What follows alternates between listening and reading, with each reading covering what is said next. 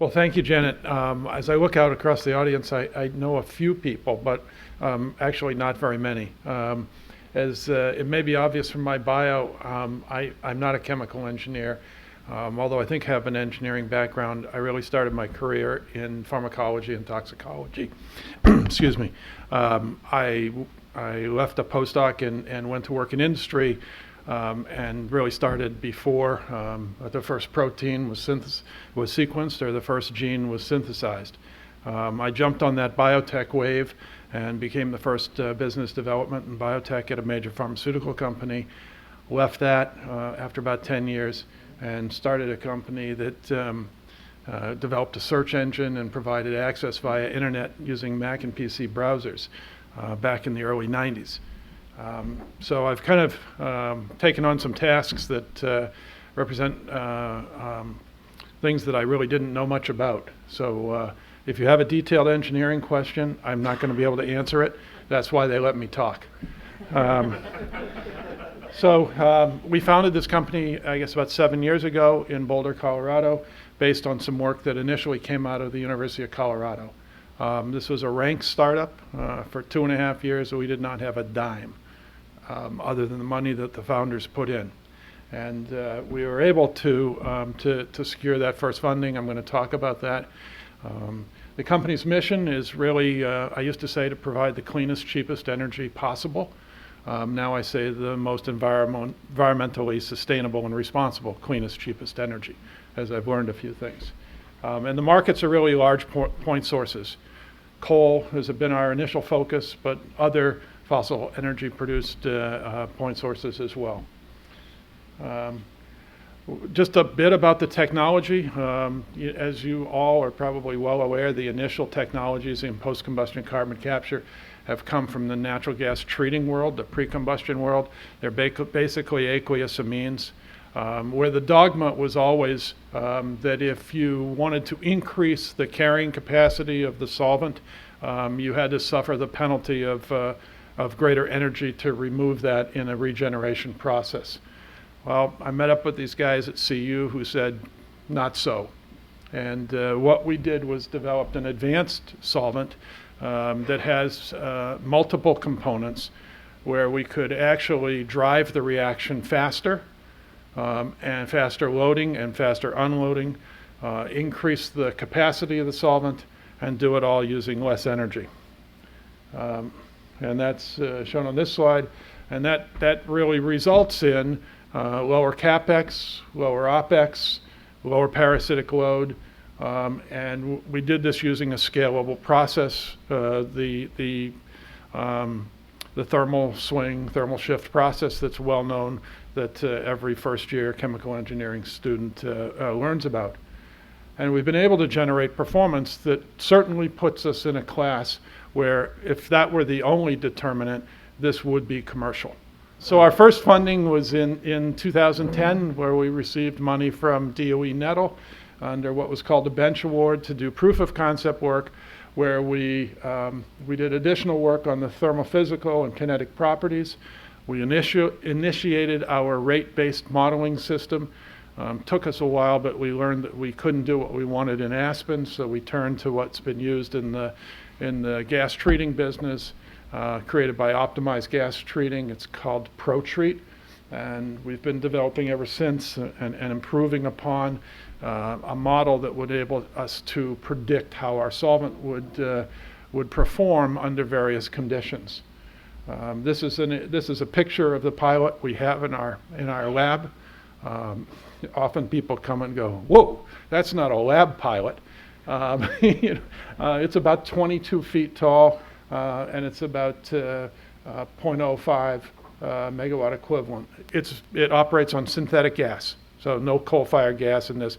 But it gave us the ability to get thousands of hours of experience with our solvent and try various combinations of components to optimize performance.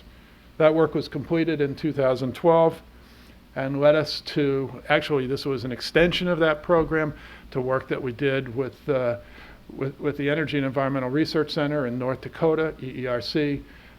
where we tested in their pilot, which is a 0.25 megawatt pilot, multi-fuel, operates on either coal or natural gas, where we demonstrated the performance of our technology, and based on work they'd previously done, we were able to compare our performance to others, and it turned out to be pretty good. We continued to significantly improve our rate-based modeling system, which really we consider now to be one of the key pieces of what we have. That was completed in 2013, which led to the next project with major funding, with the majority of funding from the U.S. Department of Energy, NETL, NCCC, Southern Company. Climate is a funding organization from Norway. Nebraska Public Power has been an energy partner of ours since the start, and the University of Alabama. And this is a photograph of their pilot. We use their existing pilot. It's called the PSTU. It's a $14 million project, 0.6 megawatt pilot at Southern Company's plant Gaston. We achieved about 1,100 hours of continuous testing, both parametric and steady state. We learned about the real process environment, where we had significant experience gained with variations night to day, and also almost hour to hour with conditions that changed. We validated our rate-based model. So really on the first parametric, we set a target, and we came extremely close to that target with the performance. So we've really, in some ways, de-risked that model, but we've extended it with real operating condition data. We initiated solvent degradation and corrosion studies. Those have both turned out, based on this initial experience, this initial pilot, extremely well.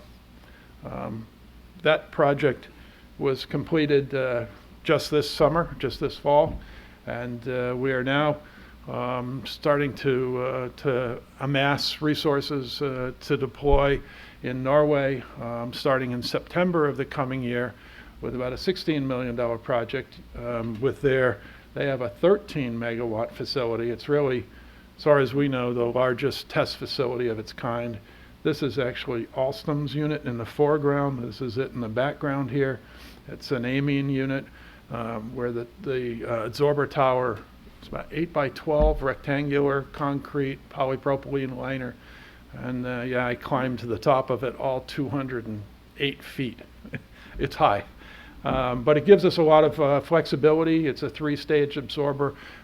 We will not need to use all of their absorber to operate our solvent.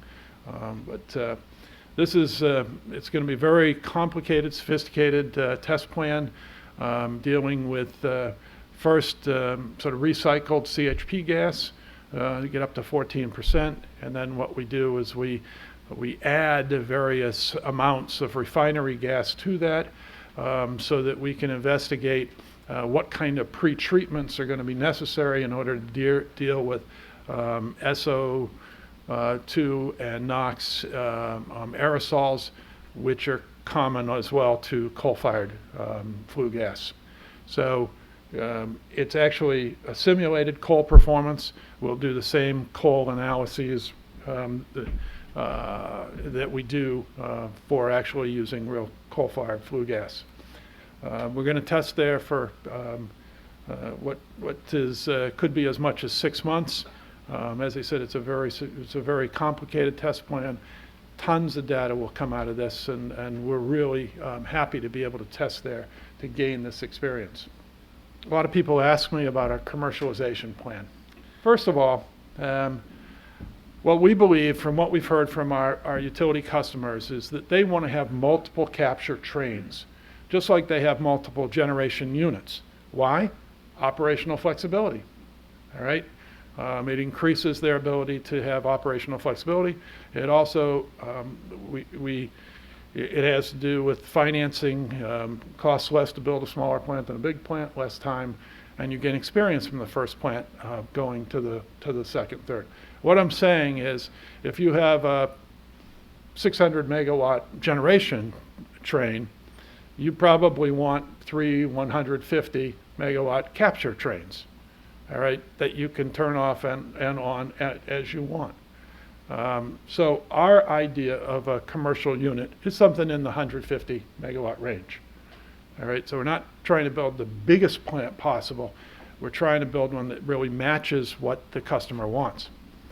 We also believe that there is a smaller market, and this is in the range of 10 to 25 megawatts, where there are customers who want to create green electricity, if you will, by capturing the carbon and using it in their process.